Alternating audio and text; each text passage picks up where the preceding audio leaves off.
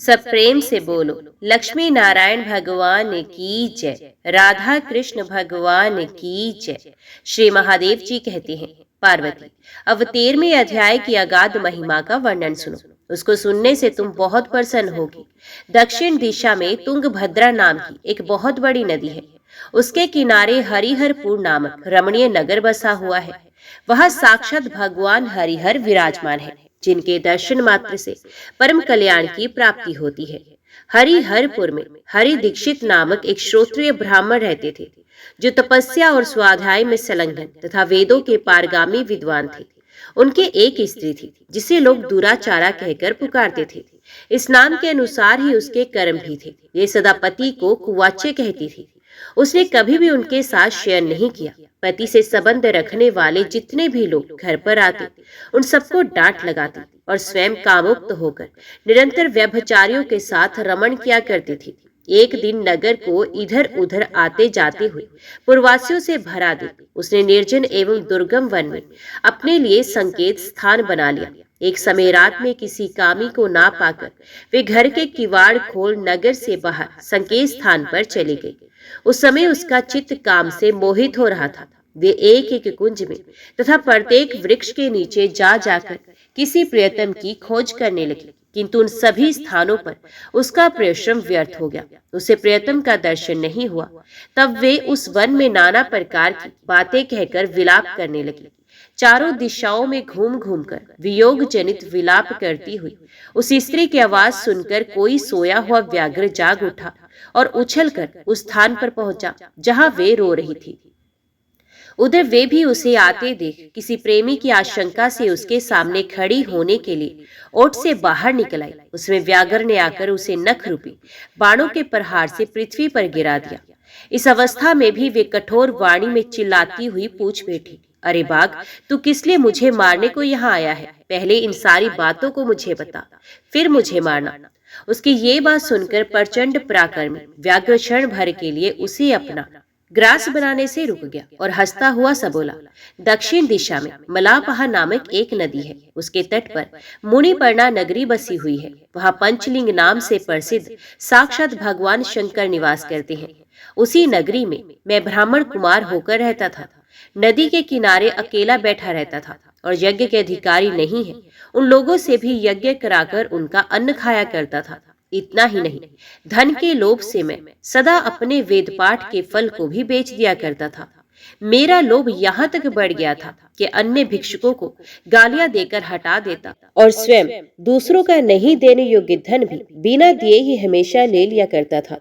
ऋण लेने के बहाने में सब लोगों को छला करता था। तदंतर कुछ काल व्यतीत होने पर मैं बूढ़ा हुआ। मेरे बाल सफेद हो गए, आंखों से सूझता न था, मुंह के सारे दांत गिर गए। इतने पर भी मेरी दान लेने की आदत नहीं छूटी। परवाने पर प्रतिग्रह के लोभ से मैं हाथ में कुश लिए तीर्थ के समीप चला जाया करता था। तत्पश्चात जब मेरे सारे अंग शिथिल हो गए, तब एक बार मैं कुछ धूर्त ब्राह्मणों के घर पर मांगने खाने के लिए गया। उसी समय मेरे पैर में कुत्ते ने काट लिया। तब मैं मूर्छित होकर क्षण भर में पृथ्वी पर गिर पड़ा। मेरे प्राण निकल गए। उसके बाद मैं इसी व्याघ्र योनि में उत्पन्न हुआ। तब से इस दुर्गम वन में रहता हूँ तथा अपने पूर्व पापों को याद करके कभी धर्मिष्ठ महात्मा, यति, साधु पुरुष तथा सती स्त्रियों को मैं नहीं खाता। पापी, दुराचारी तथा उल्टा स्त्रियों को ही मैं अपना भक्ष्य बनाता हूँ। अतः उल्टा होने के कारण तो अवश्य ही मेरा ग्रास बनेगी। यो कहकर वे अपने कठोर नखों से उसके शरीर के टुकड़े टुकड़े करके खा गया। इसके बाद यमराज के दूत उस पापनी को सैमनीपुरी में ले गए। वहां यमराज की आज्ञा से उन्होंने अनेकों बार उसे विष्ठा, मूत्र और रक्त से भरे हुए भयानक कुंडों में गिराया। करोड़ों कल्पों तक उसमें रखने के बाद उसे वहां से ले जाकर 100 मनवंतरों तक रोरव नरक में रखा। फिर चारों ओर मुंह करके दीन भाव से रोती हुई उस पापनी को वहां से खींचकर दहनानन नामक नरक में गिराया। उस समय उसके केश खुले हुए थे और शरीर भयानक दिखाई देता था। इस प्रकार घोर नरक यातना भोग चुकने पर वे महापापिनी इस लोक में आकर चांडाल योनि में उत्पन्न हुई।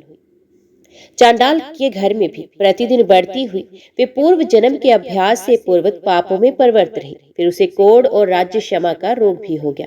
नेत्रों में पीड़ा होने लगी। फिर कुछ काल के पश्चात वे पुनः अपने निवास स्थान को गई, जहाँ भगवान शिव के अंतपुर की स्वामिनी जमका देवी विराजमान है। वहां उसने वासुदेव नामक एक पवित्र ब्राह्मण का दर्शन किया, जो निरंतर गीता के 13वें अध्याय का पाठ करता रहता था। उसके मुख से गीता का पाठ सुनते ही वे चांडाल शरीर से मुक्त हो गई और दिव्य देह धारण करके स्वर्गलोक में चली गई। पार्वती, अब मैं भव बंधन से छुटकारा पाने के साधनभूत 14वें अध्याय का महात्म्य बताता हूँ। तुम ध्यान देकर सुनो।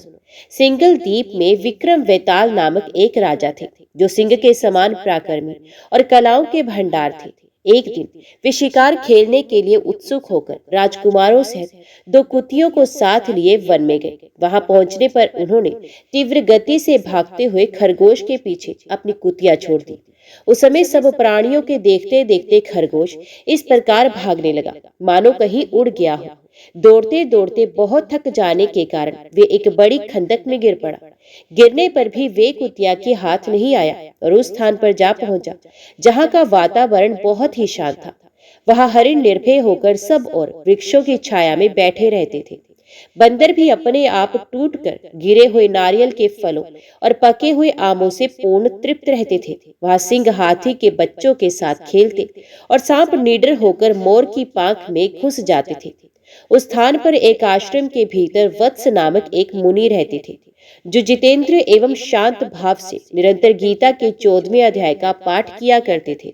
आश्रम के पास ही वत्स मुनि के किसी शिष्य ने अपना पैर धोया था। उसके जल से वहां की मिट्टी गीली हो गई थी। खरगोश का जीवन कुछ शेष था। वे हांफता हुआ आकर उसी कीचड़ में गिर पड़ा। उसके स्पर्श मात्र से ही खरगोश संसार सागर के पार हो गया और दिव्य विमान पर बैठकर स्वर्गलोक को चला गया। फिर कुतिया भी उसका पीछा करती हुई आई। वहां उसके शरीर में भी कुछ कीचड़ के छींटे लगे। फिर भूख प्यास की पीड़ा से रहित हो कुतिया का रूप त्याग कर उसने दिव्यांगना का रमणीय रूप धारण कर लिया तथा गंधर्वों से सुशोभित दिव्य विमान पर आरूढ़ हो वे भी स्वर्गलोक को चले गए। ये देख मुनि के मेधावी शिष्य सिकंदर हंसने लगे। उन दोनों के पूर्व जन्म के वैर का कारण सोचकर उन्हें बड़ा विस्मय हुआ था। उस समय राजा के नेत्र भी आश्चर्य से चकित हो उठे। उन्होंने बड़ी भक्ति के साथ प्रणाम करके पूछा, विप्रवर, ये नीच योनि में पड़े हुए दोनों प्राणी कुतिया और खरगोश ज्ञानहीन होते हुए भी जो स्वर्ग में चले गए, इसका क्या कारण है? इसकी कथा सुनाइए। शिष्य ने कहा, भोपाल, इस वन में वत्स नामक ब्राह्मण रहते थे। वे बड़े जितेंद्रिय महात्मा थे। गीता के 14वें अध्याय का सदा जप करते थे। मैं उन्हीं का शिष्य हूँ। मैंने भी ब्रह्म विद्या में विशेषज्ञता प्राप्त की है। गुरु जी की ही भांति मैं भी 14वें अध्याय का प्रतिदिन जप करता हूँ। मेरे पैर धोने के जल में लौटने के कारण ये खरगोश कुतिया के साथ ही स्वर्गलोक को प्राप्त हुआ है। अब मैं हंसने का कारण बताता हूँ। महाराष्ट्र में प्रत्युदक नामक महान नगर है। वहां केशव नाम का एक ब्राह्मण रहता था, जो कपटी मनुष्य में अग्रगण्य था। उसकी स्त्री का नाम विलोभना था। वे स्वच्छंद विहार करने वाली थी। इससे क्रोध में आकर जन्म भर के वैर को याद करके ब्राह्मण ने अपनी स्त्री का वध कर डाला और उसी पाप से उसको खरगोश की योनि में जन्म मिला। ब्राह्मणी भी अपने पाप के कारण कुतिया हुई। श्री महादेव जी कहते हैं, ये सारी कथा सुनकर श्रद्धालु राजा ने गीता के 14वें अध्याय का पाठ करना आरंभ कर दिया। इससे उन्हें परम गति की प्राप्ति हुई। पार्वती, अब गीता के 15वें अध्याय का महात्म्य सुनो। गौड़ देश में कृपाण नरसिंह नामक एक राजा थे, जिनकी तलवार की धार से युद्ध में देवता भी परास्त हो जाते थे। उनका बुद्धिमान सेनापति शस्त्र और शास्त्र की कलाओं का भंडार था। उसका नाम था सर्वमेरुंड। उसकी भुजाओं में प्रचंड बल था। एक समय उस पापी ने राजकुमारों सहित महाराज का वध करके स्वयं ही राज्य करने का विचार किया। इस निश्चय के कुछ ही दिनों बाद वे हैजे का शिकार होकर मर गया। थोड़े समय में वे पाप आत्मा अपने पूर्व कर्म के कारण सिंधु देश में एक तेजस्वी घोड़ा हुआ। उसका पेट सटा हुआ था। घोड़े के लक्षणों का ठीक ठीक ज्ञान रखने वाले किसी वैश्य के पुत्र ने बहुत सा मूल्य देकर उस अश्व को खरीद लिया और बड़े यत्न के साथ उसे राजधानी तक वे ले आया। वैश्य कुमार वे अश्व राजा को देने के लिए लाया था। यद्यपि राजा उससे परिचित थे, तथापि द्वारपाल ने जाकर उसके आगमन की सूचना की। राजा ने पूछा, किस लिए आए हो? तब उसने स्पष्ट शब्दों में उत्तर दिया, देव, सिंधु देश में एक उत्तम लक्षणों से संपन्न अश्व था, जिसे तीनों लोगों का एक रत्न समझकर मैंने बहुत सा मूल्य देकर खरीद लिया है। राजा ने आज्ञा दी, उस अश्व को यहाँ ले आओ।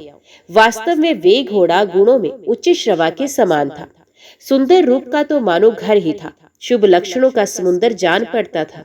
वैश्य घोड़ा ले आया और राजा ने उसे देखा। अश्व का लक्षण जानने वाले अमात्यों ने उसकी बड़ी प्रशंसा की। सुनकर राजा अपार आनंद में निमग्न हो गए और उन्हें वैश्य को मुंह मांगा स्वर्ण देकर तुरंत ही उस अश्व को खरीद लिया। कुछ दिनों के बाद एक समय राजा शिकार खेलने के लिए उत्सुक हो उसी घोड़े पर चढ़कर वन में चले गए। वहां मृगों के पीछे इन्होंने अपना घोड़ा बढ़ाया। पीछे पीछे सबोर से दौड़कर आते हुए समस्त सैनिकों का साथ छूट गया। वे हिरणों द्वारा आकृष्ट होकर बहुत दूर निकल गए। प्यास ने उन्हें व्याकुल कर दिया। तब वे घोड़े से उतरकर जल की खोज करने लगे। घोड़े को तो उन्होंने वृक्ष की डाली में बांध दिया और स्वयं एक चट्टान पर चढ़ने लगे। कुछ दूर जाने पर इन्होंने देखा एक पत्ते का टुकड़ा हवा से उड़कर शिलाखंड पर गिरा है। उसमें गीता के 15वें अध्याय का आधा श्लोक लिखा हुआ था। राजा उसे बांचने लगे। उनके मुख से गीता के अक्षर सुनकर घोड़ा तुरंत गिर पड़ा और अश्व योनि से उसकी मुक्ति हो गई तथा तुरंत ही दिव्य विमान पर बैठकर वे स्वर्गलोक को चला गया। तत्पश्चात राजा ने पहाड़ पर चढ़कर एक उत्तम आश्रम देखा, जहां नाग केसर, केले, आम और नारियल के वृक्ष लहरा रहे थे। आश्रम के भीतर एक ब्राह्मण बैठे हुए थे जो संसार की वासनाओं से मुक्त थे। राजा ने उन्हें प्रणाम करके बड़ी भक्ति के साथ पूछा, ब्राह्मण, मेरा अश्व जो अभी अभी स्वर्ग को चला गया है, उसमें क्या कारण है? राजा की बात सुनकर त्रिकालदर्शी मंत्रवेता एवं महापुरुषों में श्रेष्ठ विष्णु शर्मा नामक ब्राह्मण ने कहा, राजन, पूर्व काल में तुम्हारे यहाँ जो सर्व मैरुंड नामक सेनापति था, वे तुम्हें पुत्रों सहित मारकर स्वयं राज्य हड़प लेने को तैयार था। इसी बीच में हैजे का शिकार होकर वे मृत्यु को प्राप्त हो गया। उसके बाद वे उसी पाप से घोड़ा हुआ था। यहाँ कहीं गीता के 15वें अध्याय का आधा श्लोक लिखा मिल गया था। उसे ही तुम बांचने लगे। उसी को तुम्हारे मुख से सुनकर वे अश्व स्वर्ग को प्राप्त हुआ है। तदंतर राजा के पार्श्ववर्ती सैनिक उन्हें ढूंढते हुए वहां पहुंचे। उन सबके साथ ब्राह्मण को प्रणाम करके राजा प्रसन्नता पूर्वक वहां से चले गए और गीता के 15वें अध्याय के श्लोक अक्षरों से अंकित उसी पत्र को बांच बांच कर प्रसन्न होने लगे। उनके नेत्र हर्ष से खिल उठे थे। घर आकर उन्होंने मंत्र वेदा मंत्रियों के साथ अपने पुत्र सिंभल को राज्य सिंहासन पर अभिषिक्त किया और स्वयं 15वें अध्याय के जप से विशुद्ध चित्त होकर मोक्ष प्राप्त कर लिया। पार्वती, अब मैं गीता के 16वें अध्याय का महात्म्य बताऊंगा, उसे सुनो। गुजरात में सौराष्ट्र नामक एक नगर है। वहाँ खड्गबाहु नाम के राजा राज्य करते थे, जो दूसरे इंद्र के समान प्रतापी थे। उनके एक हाथी था जो मद बहाया करता था और सदा मद से उन्मत्त रहता था। उस हाथी का नाम अरिमर्दन था। एक दिन रात में वे हठात सांकलों और लोहे के खंभों को तोड़ फोड़ कर बाहर निकला। हाथीवान उसके दोनों ओर अंकुश लेकर डरा रहे थे, किंतु क्रोधवश उन सब की अवहेलना करके उसने अपने रहने के स्थान हथीसार को ढा दिया। उस पर चारों ओर से भालों की मार पड़ रही थी, फिर भी हाथीवान ही डरे हुए थे। हाथी को तनिक भी भय नहीं होता था। इस कौतूहलपूर्ण घटना को सुनकर राजा स्वयं हाथी को मनाने की कला में निपुण राजकुमारों के साथ वहां आए। आकर उन्होंने उस बलवान तंतेले हाथी को देखा। नगर के निवासी अन्य काम धंधों की चिंता छोड़ अपने बालकों को भय से बचाते हुए बहुत दूर खड़े होकर उस महाभयंकर गजराज को देखते रहे। इसी समय कोई ब्राह्मण तालाब से नहाकर उसी मार्ग से लौटे। वे गीता के 16वें अध्याय के कुछ श्लोकों का जप कर रहे थे। पूर्ववासियों और पीलवानों ने उन्हें बहुत मना किया, किंतु उन्होंने किसी की न मानी। उन्हें हाथी से भय नहीं था, इसलिए वे विचलित भी नहीं हुए। उधर हाथी अपने फुतकार से चारों दिशाओं को व्याप्त करता हुआ लोगों को कुचल रहा था। ये ब्राह्मण उसके बहते हुए मद को हाथ से छूकर कुचल पूर्वक निकल गए। इससे वहां राजा तथा देखने वाले पूर्ववासियों के मन में इतना विस्मय हुआ कि उसका वर्णन नहीं हो सकता। राजा के कमल नेत्र चकित हो उठे थे। उन्होंने ब्राह्मण को बुलाकर सवारी से उतरकर उन्हें प्रणाम किया और पूछा, ब्राह्मण, आज आपने ये महान अलौकिक कार्य किया है, क्योंकि इस काल के समान भयंकर गजराज के सामने से आप सकुशल लौट आए हैं। प्रभु, आप किस देवता का पूजन तथा किस मंत्र का जप करते हैं? बताइए, आपने कौन सी सिद्धि प्राप्त की है? ब्राह्मण ने कहा, राजन, मैं प्रतिदिन गीता के 16वें अध्याय के कुछ श्लोकों का जप किया करता हूँ। उसी से ये सारी सिद्धियां प्राप्त हुई हैं। तब हाथी का कौतूहल देखने की इच्छा छोड़कर राजा ब्राह्मण देवता को साथ ले अपने महल में आए। वहां शुभ मुहूर्त देखकर 1,00,000 स्वर्ण मुद्राओं की दक्षिणा दी उन्होंने ब्राह्मण को संतुष्ट किया और उनसे गीता मंत्र की दीक्षा ली। गीता के 16वें अध्याय के कुछ श्लोकों का अभ्यास कर लेने के बाद उनके मन में हाथी को छोड़कर उसके कौतुक देखने की इच्छा जागृत हुई। फिर तो एक दिन सैनिकों के साथ बाहर निकलकर राजा ने हाथी वाहनों से उसी मत गजराज का बंधन खुलवाया। उन्हें भय की बात भूल गई। राज्य के सुख विलास के प्रति आदर का भाव नहीं रहा। वे अपना जीवन तृणवत समझकर हाथी के सामने चले गए। साहसी मनुष्यों में अग्रगण्य राजा खड्गबाहु मंत्र पर विश्वास करके हाथी के समीप गए और मद की अनवरत धारा बहाते हुए उसके गंड स्थल को हाथ से छूकर सकुशल लौटाए। काल के मुख से धार्मिक और खल के मुख से साधु पुरुष की भांति राजा उस गजराज के मुख से बचकर निकल आए थे। नगर में आने पर उन्होंने अपने राजकुमार को राज्य पर भिक्षित कर दिया तथा स्वयं गीता के 16वें अध्याय का जप करके परम गति को प्राप्त किया। पार्वती, 16वें अध्याय का महात्म्य बताया गया। अब 17वें अध्याय की अनंत महिमा श्रवण करो। राजा खड्गबाहु के पुत्र का दुशासन नामक एक नौकर था। वे बड़ी खोटी बुद्धि का मनुष्य था। एक बार वे मांडलिक राजकुमारों के साथ बहुत धन की बाजी लगाकर हाथी पर चढ़ा और कुछ ही कदम आगे जाने पर लोगों के मना करने पर भी वे मूढ़ हाथी के प्रति जोर जोर से कठोर शब्द करने लगा। उसकी आवाज सुनकर हाथी क्रोध से अंधा हो गया और दुशासन पैर फिसल जाने के कारण पृथ्वी पर गिर पड़ा। दुशासन को गिरकर कुछ कुछ उच्छ्वास लेते देख काल के समान निरंकुश हाथी ने क्रोध में भरकर उसे ऊपर फेंक दिया। ऊपर से गिरते ही उसके प्राण निकल गए। इस प्रकार कालवश मृत्यु को प्राप्त होने के बाद उसे हाथी की ही योनि मिली और सिंगल द्वीप के महाराज के यहाँ उसने अपना बहुत समय व्यतीत किया। सिंगल द्वीप के राजा की महाराज खड्गबाहु से बड़ी मैत्री थी, अतः उन्होंने जल के मार्ग से उस हाथी को मित्र की प्रसन्नता के लिए भेज दिया। एक दिन राजा ने श्लोक की समस्या पूर्ति से संतुष्ट होकर किसी कवि को पुरस्कार रूप में वही हाथी दे दिया और उन्होंने 100 स्वर्ण मुद्राएं लेकर उसे मालव नरेश के हाथ बेच दिया। कुछ काल व्यतीत होने पर हाथी यत्न पूर्वक पालित होने पर भी असाध्य ज्वर से ग्रसित होकर मरणासन हो गया। हाथीवानों ने जब उसे ऐसी शोचनीय अवस्था में देखा तो राजा के पास जाकर हाथी के हित के लिए शीघ्र ही सारा हाल कह सुनाया। महाराज, आपका हाथी अस्वस्थ जान पड़ता है। उसका खाना पीना और सोना सब कुछ छूट गया है। हमारी समझ में नहीं आता इसका क्या कारण है। हाथीवानों का बताया हुआ समाचार सुनकर राजा ने हाथी के रोग को पहचानने वाले चिकित्सा कुशल मंत्रियों के साथ उस स्थान पर पदार्पण किया जहां हाथी ज्वर ग्रस्त होकर पड़ा था। राजा को देखते ही उसने ज्वर जनित वेदना को भूलकर संसार को आश्चर्य में डालने वाली वाणी में कहा, संपूर्ण शास्त्रों के ज्ञाता, राजनीति के समुद्र, शत्रु समुदाय को परास्त करने वाले तथा भगवान विष्णु के चरणों में अनुराग रखने वाले महाराज, इन औषधों से क्या लेना है? वैद्यों से भी कुछ लाभ होने वाला नहीं है। दान और जप से भी क्या सिद्ध होगा? आप कृपा करके गीता के 17वें अध्याय का पाठ करने वाले किसी ब्राह्मण को बुलाइए। हाथी के कथन अनुसार राजा ने सब कुछ वैसा ही किया।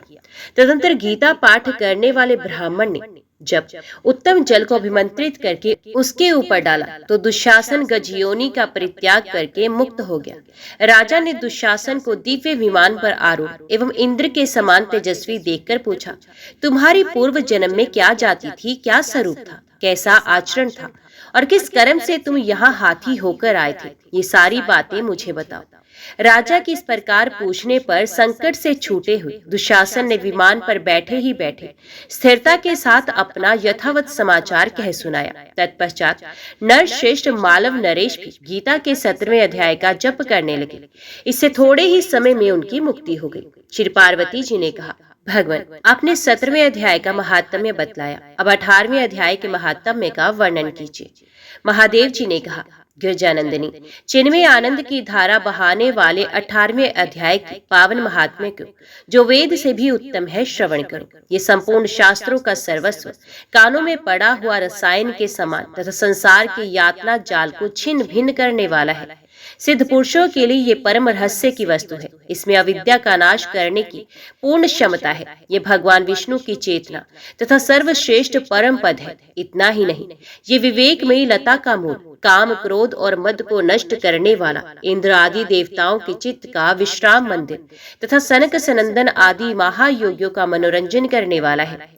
इसके पाठ मात्र से यमदूतों की गर्जना बंद हो जाती है। पार्वती, इससे बढ़कर कोई ऐसा रहस्यमय उपदेश नहीं है जो संतप्त मानवों के त्रिविध ताप को हरने वाला और बड़े बड़े पातकों का नाश करने वाला हो। 18वें अध्याय को लोकोत्तर महात्म्य है। इसके संबंध में जो पवित्र उपाख्यान है, उसे भक्ति पूर्वक सुनो। उसके श्रवण मात्र से जीव समस्त पापों से मुक्त हो जाता है। मेरु गिरे के शिखर पर अमरावती नाम वाली एक रमणीय पुरी है। उसे पूर्व काल में विश्वकर्मा ने बनाया था। उस पुरी में देवताओं द्वारा सेवित इंद्र शची के साथ निवास करते थे। एक दिन वे सुख पूर्वक बैठे हुए थे। इतने में ही उन्होंने देखा कि भगवान विष्णु के दूतों से सेवित कन्या पुरुष वहां आ रहा है। इंद्र उस नवागत पुरुष के तेज से तिरस्कृत होकर तुरंत ही अपने मणि में सिंहासन से मंडप में गिर पड़े। तब इंद्र के सेवकों ने देवलोक के साम्राज्य का मुकुट इस नूतन इंद्र के मस्तक पर रख दिया। फिर तो दिव्य गीत गाती हुई देवांगनाओं के साथ सब देवता उनकी आरती उतारने लगे। ऋषियों ने वेद मंत्रों का उच्चारण करके उन्हें अनेक आशीर्वाद दिए। रंभा आदि अप्सराएं उनके आगे नृत्य करने लगी। गंधर्वों का ललित स्वर में मंगल में गान होने लगा। इस प्रकार इस नवीन इंद्र को 100 यज्ञों का अनुष्ठान किए बिना ही नाना प्रकार के उत्सवों से सेवित देखकर पुराने इंद्र को बड़ा विस्मय हुआ। वे सोचने लगे, इसने तो मार्ग में ना कभी घोंसले बनवाए, ना पोखरे खुदवाए और ना पथिकों को विश्राम देने वाले बड़े बड़े वृक्ष ही लगवाए। अकाल पड़ने पर अन्नदान के द्वारा इसने प्राणियों का सत्कार भी नहीं किया। इसके द्वारा तीर्थों में सत्र और गांव में यज्ञ का अनुष्ठान भी नहीं हुआ। फिर इसने यहाँ भाग्य की दी हुई ये सारी वस्तुएं कैसे प्राप्त की? इस चिंता से व्याकुल होकर इंद्र भगवान विष्णु से पूछने के लिए वेग पूर्वक क्षीरसागर के तट पर गए और वहां अकस्मात अपने साम्राज्य से भ्रष्ट होने का दुख निवेदन करते हुए बोले, लक्ष्मीकांत, मैंने पूर्व काल में आपकी प्रसन्नता के लिए 100 यज्ञों का अनुष्ठान किया था। उसी के पुण्य से मुझे इंद्रपद की प्राप्ति हुई थी। किंतु इस समय स्वर्ग में कोई दूसरा ही इंद्र अधिकार जमाए बैठा है। उसने तो ना कभी धर्म का अनुष्ठान किया, न यज्ञों का। फिर उसने मेरे दिव्य सिंहासन पर कैसे अधिकार जमाया है? श्री भगवान बोले, इंद्र, वे गीता के 18वें अध्यायों में से 5 श्लोकों का प्रतिदिन जप करता है। उसी के पुण्य से उसने तुम्हारे उत्तम साम्राज्य को प्राप्त कर लिया है। गीता के 18वें अध्याय का पाठ सब पुण्यों का शिरोमणि है। उसी का आश्रय लेकर तुम भी अपने पद पर स्थिर हो सकती हो। भगवान विष्णु के ये वचन सुनकर और उस उत्तम उपाय को जानकर इंद्र ब्राह्मण का वेश बनाए गोदावरी के तट पर गए। वहां उन्होंने कालिका ग्राम नाम का उत्तम और पवित्र नगर देखा, जहां काल का भी मर्दन करने वाले भगवान कालेश्वर विराजमान है। वहीं गोदावरी तट पर एक परम धर्मात्मा ब्राह्मण बैठे थे, जो बड़े ही दयालु और वेदों के पारंगत विद्वान थे। वे अपने मन को वश में करके प्रतिदिन गीता के 18वें अध्याय का जप किया करते थे। उन्हें देखकर इंद्र ने बड़ी प्रसन्नता के साथ उनके दोनों चरणों में मस्तक झुकाया और उन्हीं से 18वें अध्याय को पढ़ा। फिर उसी के पुण्य से उन्होंने श्री विष्णु का सायुज्य प्राप्त कर लिया। इंद्र आदि देवताओं का पद बहुत ही छोटा है, ये जानकर वे परम हर्ष के साथ उत्तम वैकुंठ धाम को गए। अतः ये अध्याय मुनियों के लिए श्रेष्ठ परम तत्व है। पार्वती, 18वें अध्याय की दिव्य महात्म्य का वर्णन समाप्त हुआ। इसके श्रवण मात्र से मनुष्य सब पापों से छुटकारा पा जाता है। इस प्रकार संपूर्ण गीता का पाप नाशक महात्म्य बतलाया गया। महाभागे, जो पुरुष श्रद्धा युक्त होकर इसका श्रवण करता है, वे समस्त यज्ञों का फल पाकर अंत में श्री विष्णु का सायुज्य प्राप्त कर लेता है। पार्वती जी ने कहा, भगवान, समस्त पुराणों में श्रीमद् भागवत श्रेष्ठ है, क्योंकि उसके प्रत्येक पद में महर्षि द्वारा भगवान श्री कृष्ण की महिमा का नाना प्रकार से गान किया गया है। अति समय उसी के महात्म्य का इतिहास सहित वर्णन कीजिए। श्री महादेव जी ने कहा, जिनका अभी यज्ञोपवीत संस्कार भी नहीं हुआ था तथा जो समस्त लौकिक वैदिक कृत्यों का परित्याग करके घर से निकले जा रहे थे, ऐसे शुकदेव जी को बाल्यावस्था में ही सन्यासी होते देख उनके पिता श्री कृष्ण द्वैपायन विरह से कातर हो उठे और बोले, बेटा बेटा तुम कहाँ चले जा रहे हो? इस प्रकार पुकारने लगे। उस समय शुकदेव जी के साथ एकाकार होने के कारण वृक्षों ने ही उनकी ओर से उत्तर दिया था। ऐसे संपूर्ण भूतों के हृदय में आत्मा रूप से विराजमान परम ज्ञानी श्री शुकदेव मुनि को मैं प्रणाम करता हूँ। एक समय भगवत कथा का रसवादन करने में कुशल परम बुद्धिमान शौनक जी ने नैमिषारण्य में विराजमान सूत जी को नमस्कार करके पूछा। शौनक जी बोले, हे सूत जी, आप इस समय कोई ऐसी सार गर्भित कथा कहिए जो हमारे कानों को अमृत के समान मधुर जान पड़े तथा जो अज्ञान अंधकार का विध्वंस और कोटि कोटि जन्मों के पापों का नाश करने वाली हो। भक्ति ज्ञान और वैराग्य से प्राप्त होने वाला विज्ञान कैसे बढ़ता है तथा वैष्णव लोग किस प्रकार माया मोह का निवारण करते हैं। इस घोर कलिकाल में प्राय जीव असुर स्वभाव के हो गए हैं, इसलिए वे नाना प्रकार के कलेशों से घिरे रहते हैं। अतः उनकी शुद्धि का सर्वश्रेष्ठ उपाय क्या है? इस समय हमें ऐसा कोई साधन बताइए जो सबसे अधिक कल्याणकारी, पवित्र को भी पवित्र करने वाला तथा सदा के लिए भगवान श्री कृष्ण की प्राप्ति करवाने वाला हो। चिंतामणि केवल लौकिक सुख देती है, कल्प वृक्ष स्वर्गत की संपत्ति दे सकता है, किंतु यदि गुरुदेव प्रसन्न हो जाए तो वे योगियों को भी कठिनता से मिलने वाला नित्य वैकुंठ धाम दे सकते हैं। सूत जी ने कहा, शौनक जी, अपने हृदय में भगवत कथा के प्रति प्रेम है, अतः मैं भली भांति विचार करके संपूर्ण सिद्धांतों द्वारा अनुमोदित और संसार जनित भय का नाश करने वाले सारभूत साधन का वर्णन करता हूँ। ये भक्ति को बढ़ाने वाला तथा भगवान श्री कृष्ण की प्रसन्नता का प्रधान हेतु है। आप उसे सावधान होकर सुने। कलयुग में काल रूपी सर्प से डसे जाने के भय को दूर करने के लिए श्री शुकदेव जी ने श्रीमद् भागवत शास्त्र का उपदेश किया है। मन की शुद्धि के लिए इससे बढ़कर दूसरा कोई साधन नहीं। जब जन्म जन्मांतरों का पुण्य उदय होता है तब कहीं श्रीमद् भागवत शास्त्र की प्राप्ति होती है। जिस समय श्री शुकदेव जी राजा परीक्षित को कथा सुनाने के लिए सभा में विराजमान हुए, उसमें देवता लोग अमृत का कलश लेकर उनके पास आए। देवता अपना कार्य साधन करने में बड़े चतुर होते हैं। वे सबके सब श्री शुकदेव जी को नमस्कार करके कहने लगे, मुने, आप ये अमृत लेकर बदले में हमें कथा अमृत का दान दीजिए। इस प्रकार परिवर्तन करके राजा परीक्षित अमृत का पान करें और अमर हो जाए तथा हम सब लोग श्रीमद् भागवत कथा अमृत का पान करेंगे। तब श्री शुकदेव जी ने सोचा, इस लोक में कहाँ अमृत और कहाँ भगवत कथा, कहाँ कांच और कहाँ बहुमूल्य मणि। ये विचार कर वे देवताओं की बात पर हंसने लगे तथा उन्हें अनअधिकारी जानकर कथा अमृत का दान नहीं दिया। श्रीमद् भागवत की कथा देवताओं के लिए भी अत्यंत दुर्लभ है। केवल श्रीमद् भागवत के श्रवण से ही राजा परीक्षित का मोक्ष हुआ। देख, पूर्व काल में ब्रह्मा जी को बड़ा विस्मय हुआ। उन्होंने सत्यलोक में तराजू बांधकर सब साधनों को तोला।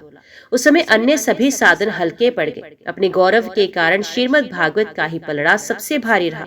ये देखकर समस्त ऋषियों को भी बड़ा आश्चर्य हुआ। उन्होंने इस पृथ्वी पर भगवत स्वरूप भागवत शास्त्र को ही पढ़ने सुनने से तत्काल भगवान की प्राप्ति कराने वाला निश्चय किया। यदि एक वर्ष में श्रीमद् भागवत को सुनकर पूरा किया जाए तो वे श्रवण महान सौख्य प्रदान करने वाला होता है। जिसके हृदय में भगवत भक्ति की कामना हो, उसके लिए एक मास में पूरे श्रीमद् भागवत का श्रवण उत्तम माना गया है। यदि सप्ताह पारायण की विधि से इसका श्रवण किया जाए तो ये सर्वथा मोक्ष देने वाला है। पूर्व काल में सनकादि महर्षियों ने कृपा करके इसे देवऋषि नारद को सुनाया था। यद्यपि देवऋषि नारद श्रीमद् भागवत को पहले ही ब्रह्मा जी के मुख से सुन चुके थे, तथापि इसके सप्ताह श्रवण की विधि तो उन्हें सनकादि ने ही बताई थी। शौनक जी, अब मैं आपको वे भक्ति पूर्ण कथानक सुनाता हूँ जो श्री शुकदेव जी ने मुझे अपना प्रिय शिष्य जानकर एकांत में सुनाया था। एक समय की बात है, सनक सनंदन आदि चारों निर्मल अंतकरण वाले महर्षि सत्संग के लिए विशालापुरी बद्रिका आश्रम में आए। वहां उन्होंने नारद जी को देखा। सनकादि कुमारों ने पूछा, ब्राह्मण, आपके मुख पर दीनता क्यों छा रही है? आप चिंता से आतुर कैसे हो रहे हैं? इतनी उतावली के साथ आप जाते कहाँ हैं और आए कहाँ से हैं? इस समय तो आप जिसका सारा धन लूट गया हो, उस पुरुष के समान शुद्ध बुद्ध खोए हुए लगते हैं। आप जैसे आसक्ति शून्य विरक्त पुरुष की ऐसी अवस्था होनी तो उचित नहीं है। बताइए इसका क्या कारण है? नारद जी ने कहा, महात्माओं, मैं पृथ्वी को सबसे उत्तम जानकर यहाँ की यात्रा करने के लिए आया था। आने पर पुष्कर, प्रयाग, काशी, गोदावरी, हरिक्षेत्र, कुरुक्षेत्र, श्रीरंग और सेतुबंद आदि तीर्थों में इधर उधर विचरता रहा, किंतु कहीं भी मुझे मन को संतोष देने वाली शांति नहीं मिली। इस समय अधर्म के सखा कलयुग ने सारी पृथ्वी को पीड़ित कर रखा है। अब यहाँ सत्य, तपस्या, शौच, दया और दान आदि कुछ भी नहीं है। बेचारे जीव पेट पालने में लगे हैं। वे सत्यभाषी, आलसी, मंद बुद्धि और भाग्यहीन हो गए हैं।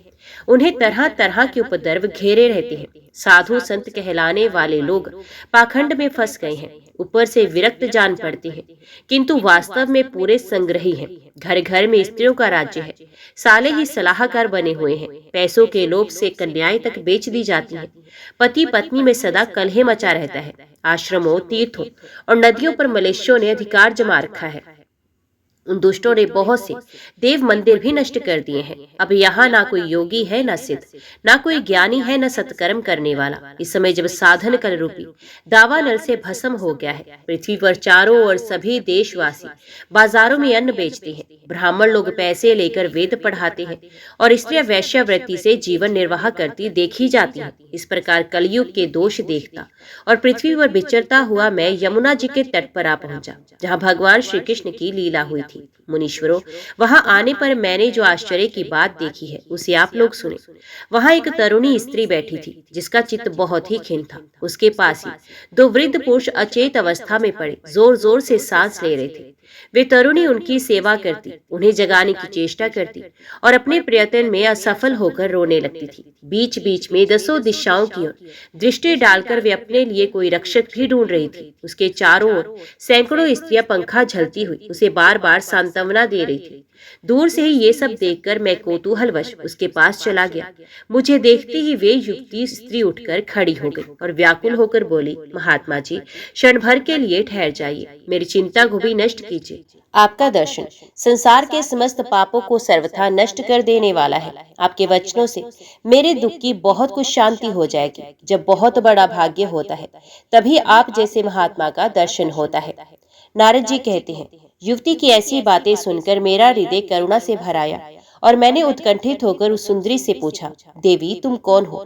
ये दोनों पुरुष कौन है तथा तुम्हारे पास ये कमल के समान नेत्रों वाली देवियां कौन है?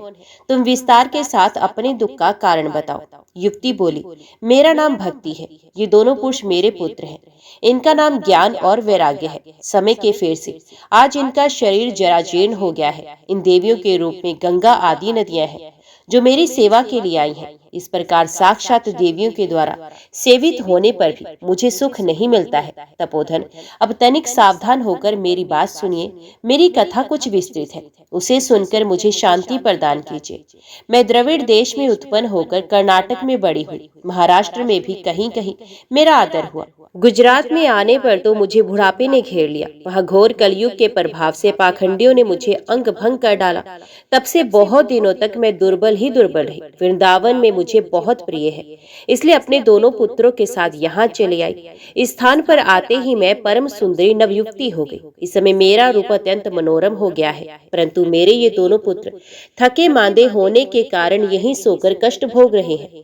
मैं ये स्थान छोड़कर विदेश जाना चाहती थी, परंतु ये दोनों बूढ़े हो गए हैं। इसी दुख से मैं दुखित हो रही हूँ। पता नहीं मैं यहाँ युक्ति कैसे हो गई और मेरे ये दोनों पुत्र बूढ़े क्यों हो गए।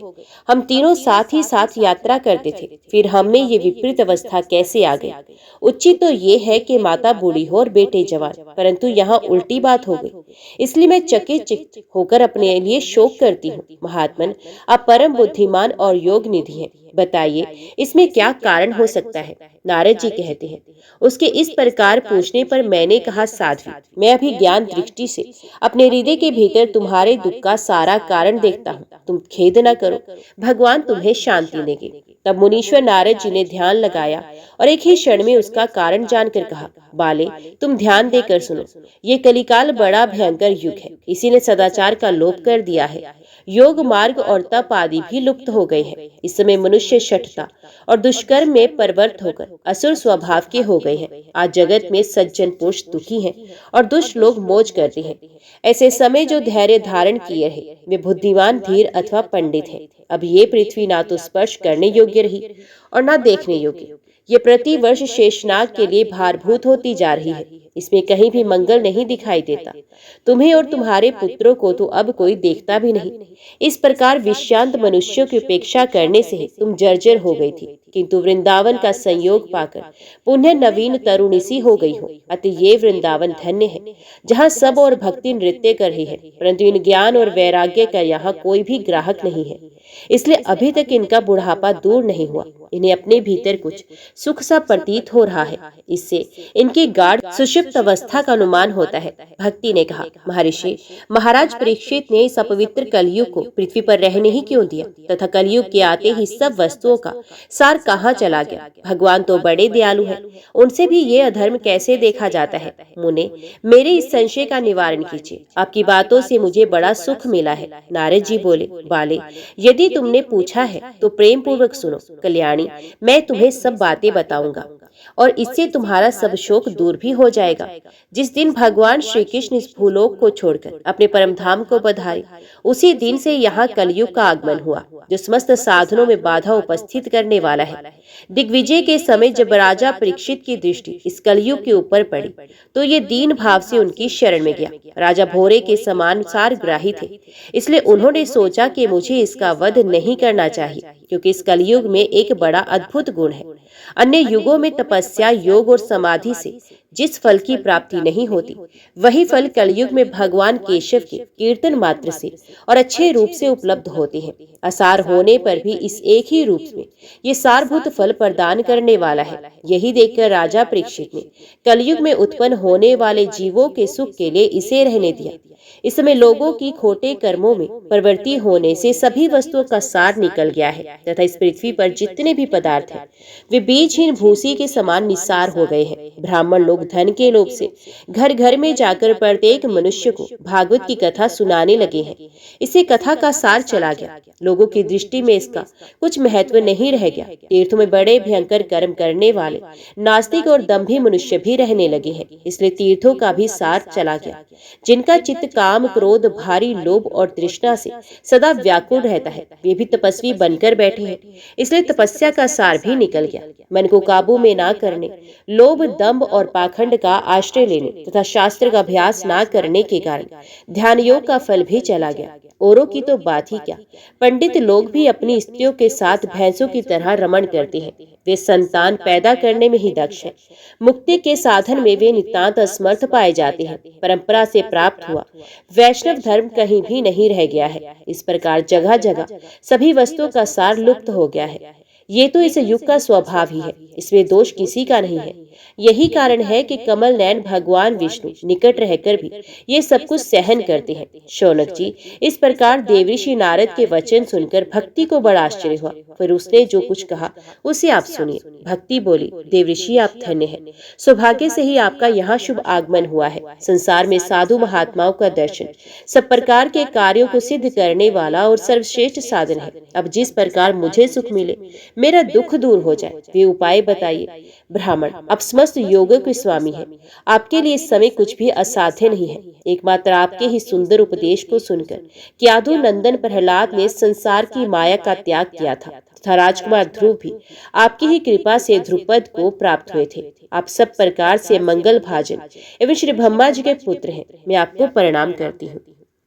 ओम नमो भगवते वासुदेवाय नमः। जय श्री राधे कृष्णा। आज की वीडियो में इतना ही। उम्मीद करती हूँ वीडियो आपको पसंद आई होगी। वीडियो पसंद आई हो तो वीडियो को लाइक और चैनल को सब्सक्राइब जरूर कीजिएगा।